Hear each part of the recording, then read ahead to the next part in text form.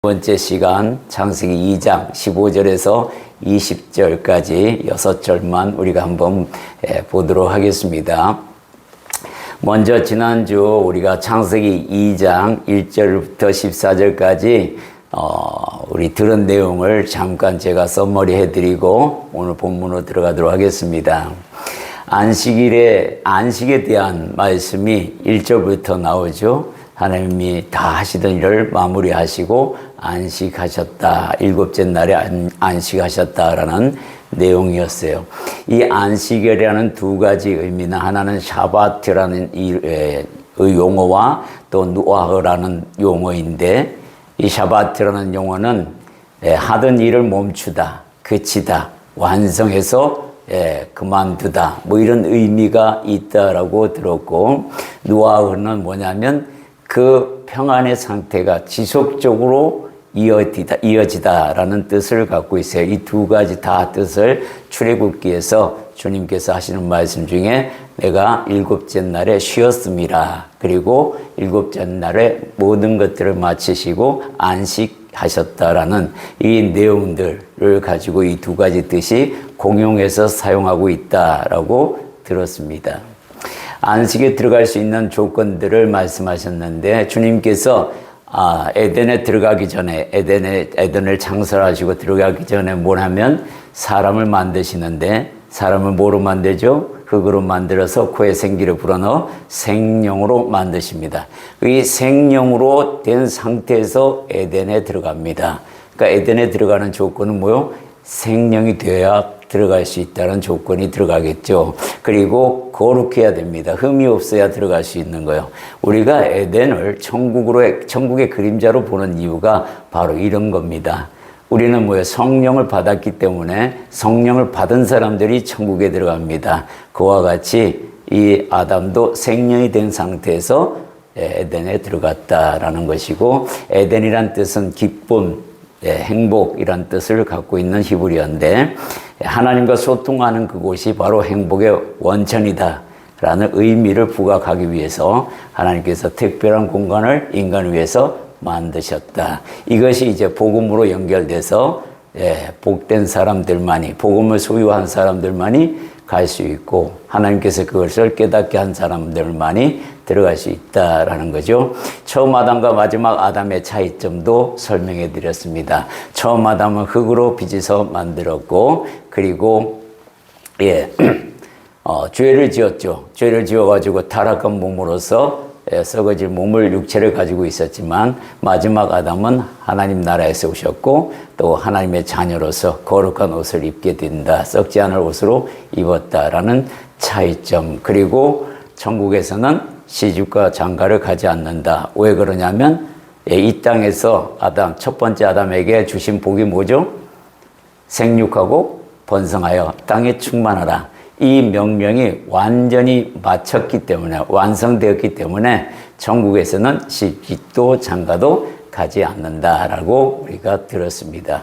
에덴 동산과 천국의 차이점을 또한 설명드렸어요. 에덴은 뭐예요? 4개의 근원의 강이 발원지가 됐지만 천국에서는 4개의 강이 아니라 하나님 보좌와 어린 양의 보좌 사이에서 생명수의 강 하나가 흘러나오고 있다는 것. 그리고 또 하나의 차이점은 에덴에는 선악과와 생명나무가 동시에 중앙에 있었는데 천국에서는 생명나무만 있다라는 그런 차이점을 말씀드렸고 에덴에서 나온 4개의 강에 대한 근원과 또 그 위치를 정확하게 소개하는 이유가 뭐냐면 에덴 동산은 가상의 동산이 아니라 실제로 존재했다라고 그 위치를 분명하게 밝히고 있고 비손과 기혼이라는 곳은 이 히데겔은 티그리스 강을 얘기하고 유브라데스 강을 이야기하는데 이 두 개의 강은 지금도 현존하고 있어서 그 강의 위치를 정확하게 아는데 이 비손과 기온은 노아의 그러한 대홍수 때문에 지질의 변화로 인하여 이게 어디에 위치되어 있는지 정확하게 알 수 없다라지만 분명한 것은 존재하는 동산이었다라는 정확한 위치를 설명하고 있다라는 겁니다. 이렇게 해서 지난주에 우리가 창세기 2장 1절부터 14절까지 그 내용들을 자세히 살펴보았는데요. 자, 오늘은 우리가 창세기 2장 15절에서부터 20절까지 이야기인데 우리가 그 내용을 하나하나 자세히 살펴보도록 하겠습니다. 창세기 2장 15절 우리 한 목소리로 봉독합니다. 여호와 하나님이 그 사람을 이끌어 에덴 동산에 두어 그것을 경작하며 지키게 하시고 이렇게 되어 있어요. 에덴을 만든 목적 이렇게 제가 그냥 제목을 붙여놨는데요. 그 이유는 사람을 이끌어 그곳에 두게 하기 위한 목적이에요. 하나님 편에서 보면 그렇습니다. 그리고 그 뒤에 오는 게 뭐냐면 경작하고 지키라라는 명령이 떨어집니다. 지키게 하셨다라는 거예요. 에덴이란 이름의 뜻은 뭐라 그랬죠? 행복, 기쁨입니다. 행복과 기쁨은 지키는 겁니다. 거저 주어지는 게 아니라 지키는 거예요. 그러니까 내가 그만큼 뭘 해야 돼요? 노력을 해야 된다는 것이 이 안에 깔려 있다라는 겁니다. 그 지키는 방법에 대해서 하나님께서 말씀합니다. 뭐냐면 경작하여 하라고 이야기합니다. 경작하며 이게 먼저 나와요. 경작하며라는 뜻은 뭐냐면 예배의 용어입니다. 아바드라는 히브리어를 여기에다가 적용시켰어요. 그래서 하나님을 경배하는 것부터 배워야 합니다. 그걸 먼저 실행해야 지켜지는 거예요. 이걸 순서로 바꾸면 안 되는 겁니다. 그러니까 예배도 지키는 거예요. 쉽게 얘기하면 하나님을 예배하는 거에 있어서 그 행위나 모든 것들을 배워서 지켜나가야 한다는 겁니다. 그 가르침은 생명이 된 성령님께서 하나님이 호흡으로 그에게 불어놓은 그 영이 아마 가르쳐주고 또 마음에서 생각나게 하셔서 그렇게 이어가리라고 보는데 이와 같은 간에 경작하다, 아바드, 예배하다라는 뜻입니다. 이건 뭐냐면 섬기다, 서비스의 지금 영어로 얘기하면 서비스에 비슷한 거예요. 그런 뜻을 갖고 있어요. 섬기다라는 이야기를 하고 있습니다. 그래서 하나님을 온전히 섬길 때에 지켜지는 행복 이렇게 이어갈 수가 있다라는 겁니다. 이 지키라라는 히브리어는 샤마르라는 단어를 사용하고 있습니다. 이 샤마르는 약속을 유지하다라는 뜻을 갖고 있습니다. 그러니까 하나님께서 앞으로 장차 사람이 된 아담과 하와에게 명령하신 것을 지켜내야 한다라는 뜻을 갖고 있다라는 겁니다. 이 지키다라는 것은 이 안에서 보면 세 가지로 구분할 수 있어요. 경작해 나가는 걸 지키는 겁니다. 하나님과 소통했는데 전혀 문제없는 상태를 지속적으로 유지시켜야 하는 그 지킴이 하나 있고, 이제 뒤에 나오는데 선악과를 먹지 말라라는 그 명령을 지켜야 합니다. 마지막으로 뭘 지켜야 하냐면 아담의 갈비뼈를 취하여 여자를 만들어 보내주는데 그 여자와 함께 가정을 지키는 겁니다. 이게 하나님이 명령하신 지킴이의 속에 다 들어가 있어요. 근데 이걸 안 했다는 거예요. 못 지켰다는 거예요. 그러니까 어떻게 돼요? 행복한 동산인 그 에덴에서 쫓겨나게 되는 겁니다. 이렇게 문제가 발생해요. 이게 이제 3장에서 나오는 건데 미리 얘기하자면 그런 내용들이 연결되어 있음을 아셔야 한다라는 내용입니다. 네. 두 번째 보면 16절에서 17절 우리 한 목소리로 또 한 봉독합니다. 여호와 하나님이 그 사람에게 명하여 이르시되 동산 각종 나무의 열매는 네가 임의로 먹되 선악을 알게 하는 나무의 열매는 먹지 말라. 네가 먹는 날에는 반드시 죽으리라 하시니라. 이 명령이 굉장히 사람들이 왜 하나님은 선악과를 만들어 인간을 스스로 타락하게 만들었냐 이렇게 궁금해하는 사람들이 되게 많습니다. 그 전에 하나님께서 뭘 먼저 허락하시냐면 자유의지를 허락합니다. 앞에 뭐라고 되어 있죠? 이르시되 동산 각종 나무의 열매는 네가 임의로 먹되, 이게 자유의지를 주신 하나의 대표적인 명령이세요. 그러니까 축복이죠. 이거는 모든 나무의 열매는 네가 다 먹을 수 있느니라. 선악과도 포함되어 있었습니다. 뒤에 말씀을 하기 전에는. 그런데 하고 이야기하는 거죠. 선악을 알게 하는 나무만은 먹지 말라. 이렇게 이야기하고 있습니다. 선악과를 먹지 말라고 하나님이 하신 그 말씀, 이게 명령으로 떨어졌는데요. 이 히브리어로 부정문으로 말씀을 하셨어요. 하나님께서는 부정을 굉장히 싫어하시는데 여기서는 부정문으로 딱 먼저 이야기합니다. 그게 왜 그러냐면 굉장히 강한 어조로 이야기하셨다라는 겁니다. 그러니까 너 이거 반드시 먹으면 안 돼. 이거 먹는 날에는 반드시 죽는다. 이걸 강조하시기 위해서 부정문으로 말씀을 하셨다라는 겁니다. 신학자들은 그게 대해서 아주 깊은 의미를 듭니다. 하나님께서 부정으로 이야기하시는 것은 정말로 강한 어조로 이야기하셨다라는 이야기입니다. 여러분들 선악을 왜 하나님께서 선악과를 먹지 말라고 했을까요? 또 선악과라는 이름을 왜 붙였을까요? 그죠? 선악을 알면 좋잖아요. 나쁜가요? 저는 이걸 보면서 이런 생각이 있어요. 아니 왜 선과 악을 구별할 수 있으면 얼마나 좋아요, 하나님. 악을 구별해서 가지 않으면 되고 선을 구별해서 가면 되고 이건 너무 좋은 과일인데 왜 먹지 말라고 하시는 겁니까?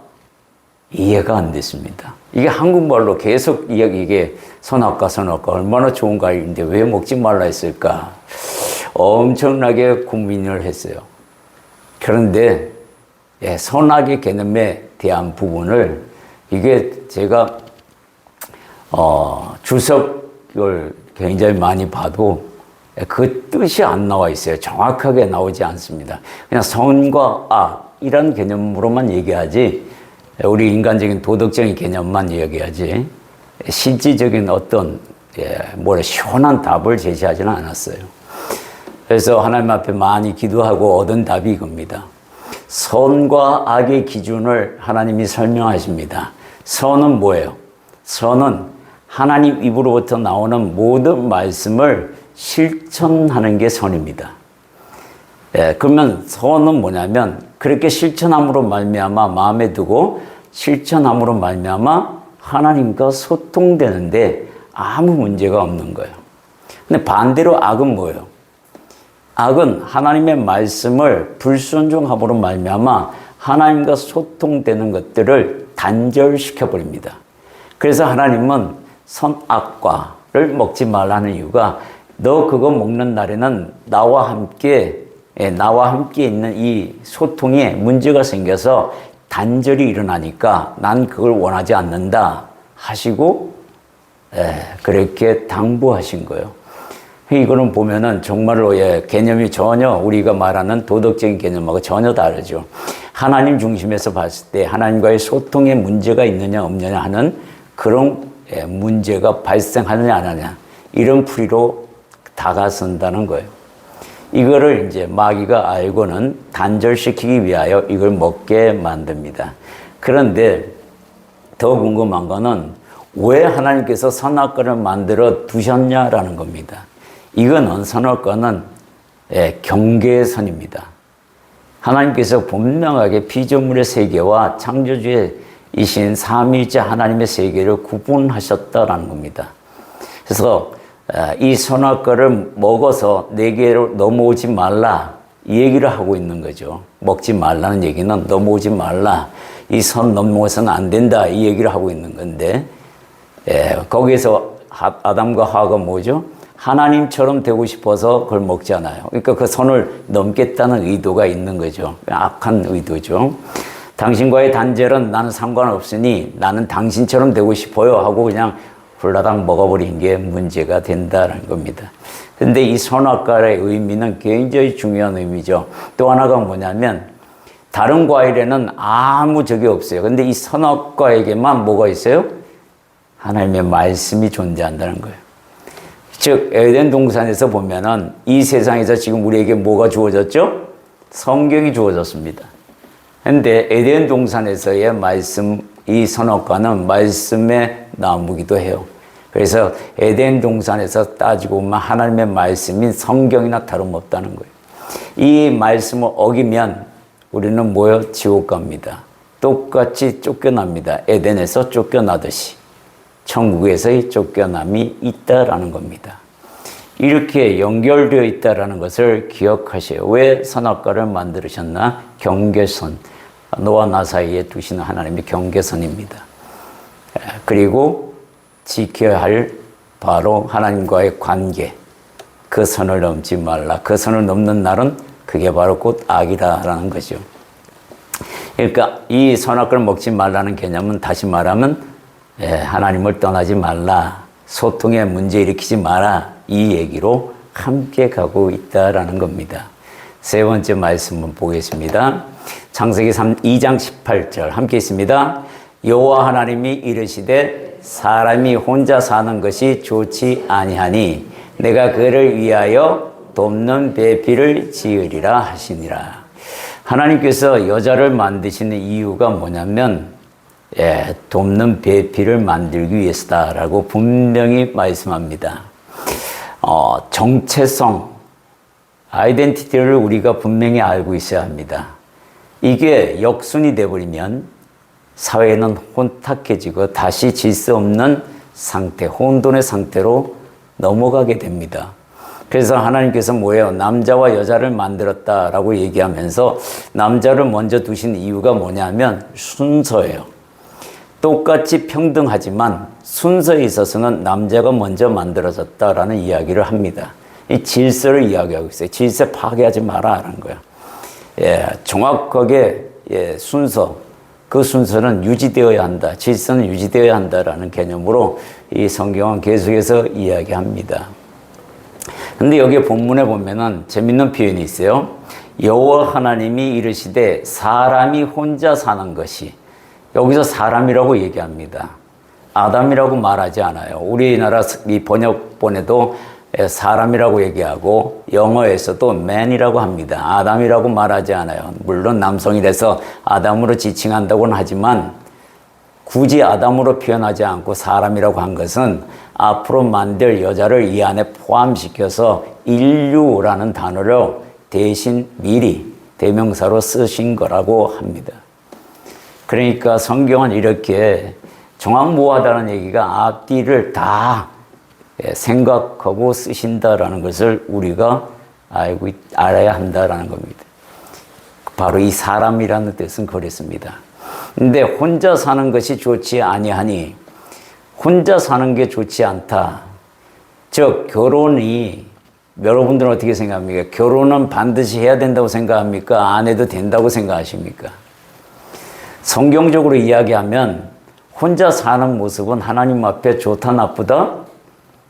좋지 않다라는 뜻이잖아요. 지금 여기 보면 좋지 아니하니 라고 이야기하시는 거 보면 하나님께서는 성경에서 말씀하는 것은 남자와 여자를 만든 이유가 뭐예요? 가정을 이루라고 만드신 겁니다. 다음 주에 가면은 제가 가정에 대해서 확실하게 여러분과 함께 설명해 드릴 텐데, 결혼에 대한 문제도 마찬가지입니다. 어떻게 부부 생활을 해야 되는지도 성경에 다 말씀이 나와 있어요. 그것을 다 여러분하고 공유할 겁니다. 지금 그 작업을 보완하고 있습니다. 이런 개념, 혼자 사는 것을 하나님이 좋아하지 않으신다라는 것을 기억하셔야 돼요. 돕는 배필을 지으시고 싶었다라는 거예요. 그래서 돕는 배필을 뭘 통해서 배우냐면, 우리가 만드시냐면 남자의 갈비뼈로 만든다는 것을 보게 됩니다. 그 이유도 정확하게 짚어갑니다. 성경이 이렇게 우리에게 돕는 배필로서의 그 모든 것을 이야기합니다.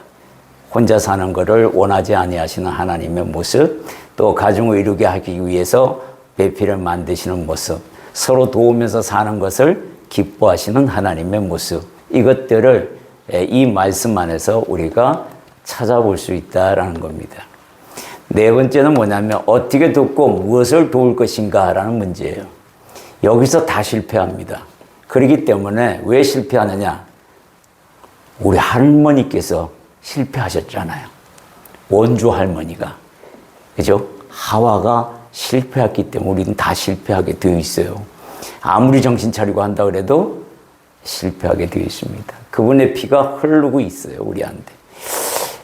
창세기 2장 19절과 20절에는 그 내용이 나와 있습니다. 우리 함께 봉독합니다.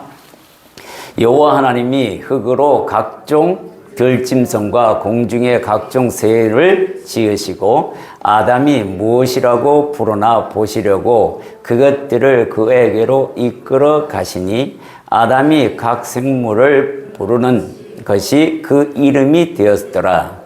아담이 모든 가축과 공중의 새와 들의 모든 짐승에게 이름을 주니라.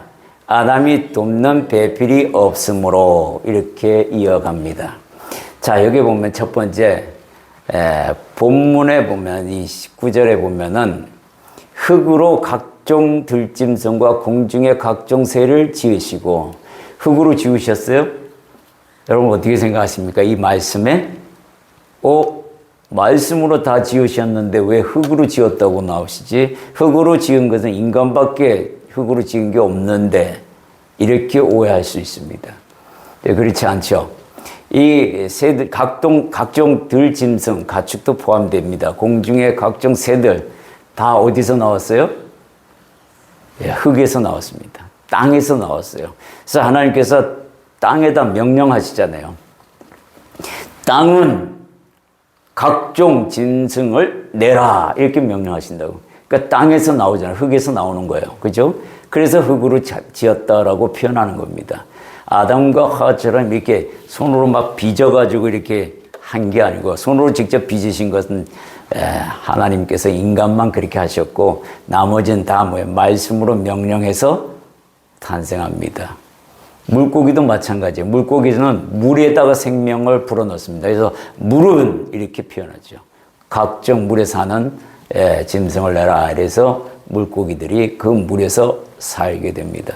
그래서 땅, 즉 흙과 물이 생명력이 있다라고 하는 겁니다. 살아있다라고 하는 거예요. 호흡을 한다라고 우리가 표현하는 이유가 뭐냐면, 하나님께서 그것들에게, 땅과 물에게 생명력을 공급했기 때문에 그렇다라는 것이 이어지게 된다라는 겁니다. 이런 표현들을 우리가 하나하나 놓치지 말고 잘 읽으면, 이게 정말 이런 거구나 하고 알아듣게 되죠. 이렇게 그라운드로, 사람도 물론, 사람은 더스트, 먼지로 만들어서 우리가 먼지 같은 존재라고 하지만 그것도 하나의 흙의 종류니까 흙으로 모아서 이렇게 다 만들었다고 표현합니다만은, 여하튼 그런 개념으로 이야기하고 있어요. 두 번째는 뭐냐면 공중 권세입니다. 여기에 보면은 하나님께서 공중 권세를 우리에게 주셨다라고 하는데, 이 공중 권세는 언제 받은 거예요? 창세기 1장 26절과 28절에 보면 이런 말씀이 있어요.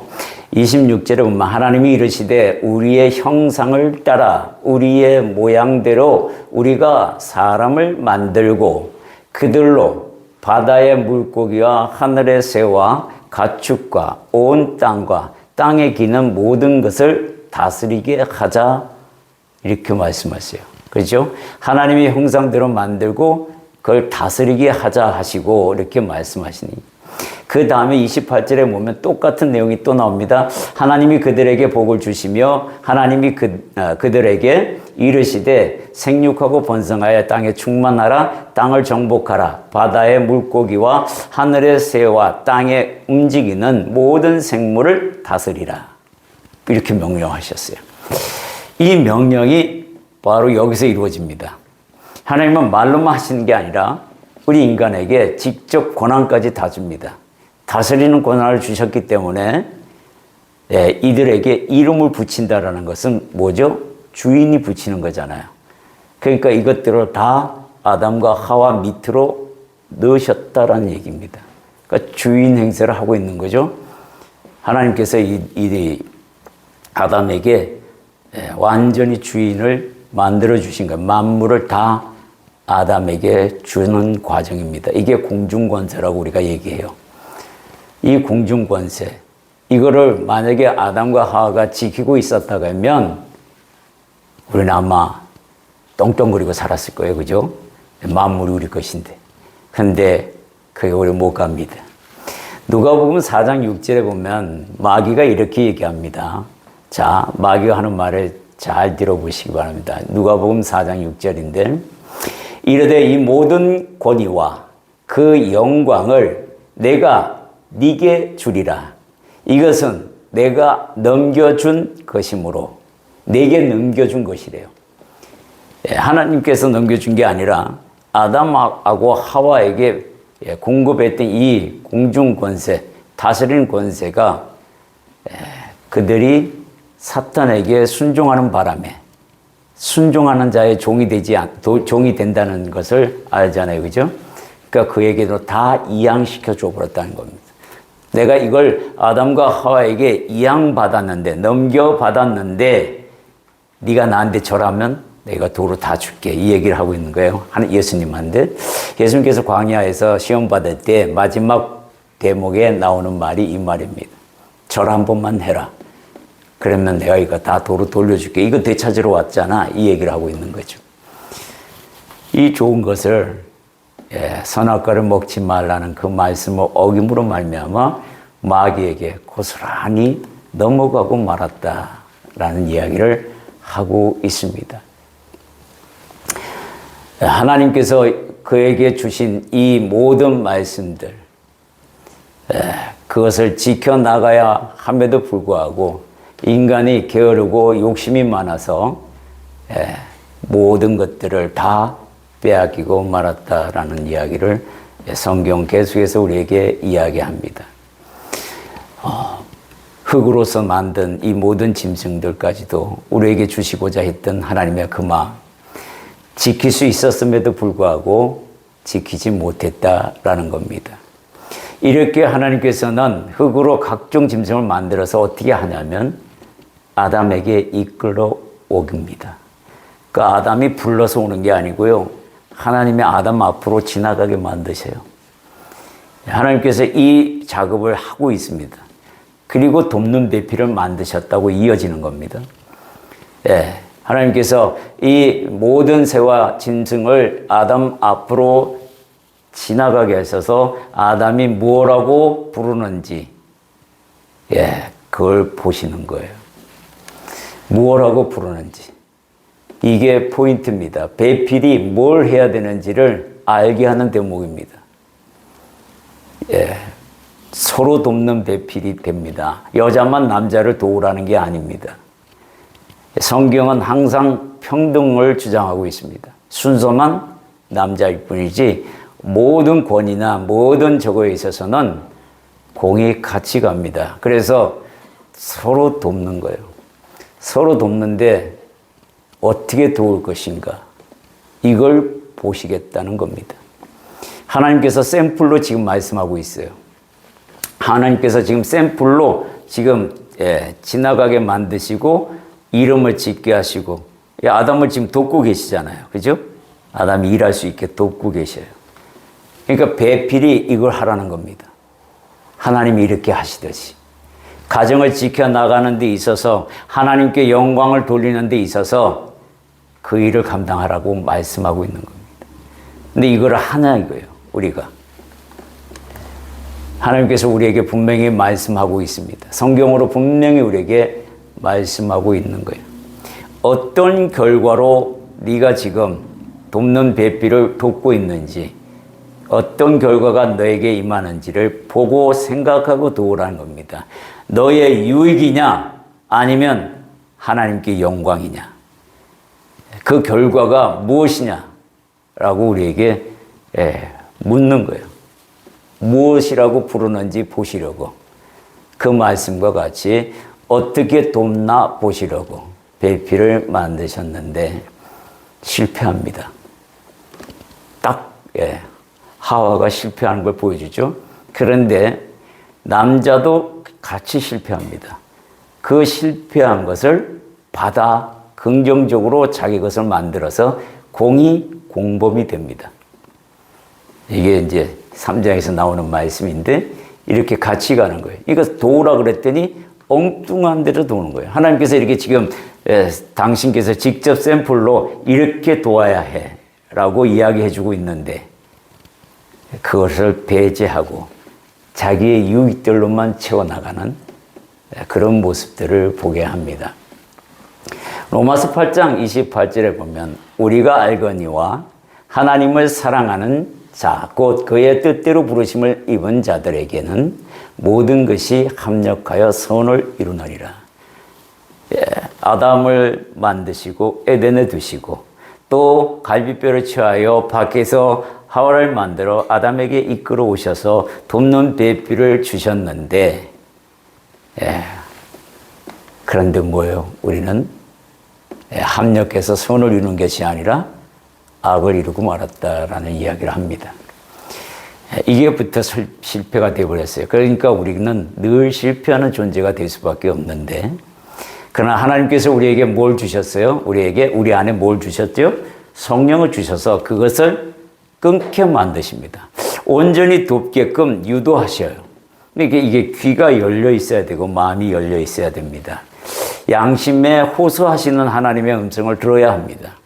양심으로 이야기해요. 하나님께서 우리에게 속에서 어떻게 이야기하느냐, 양심을 통해서 이야기하는 경우가 굉장히 많습니다. 물론 생각과 마음을 동하셔서 하시기도 하지만 양심을 찔러서 우리에게 말씀하는 게 굉장히 많다는 겁니다.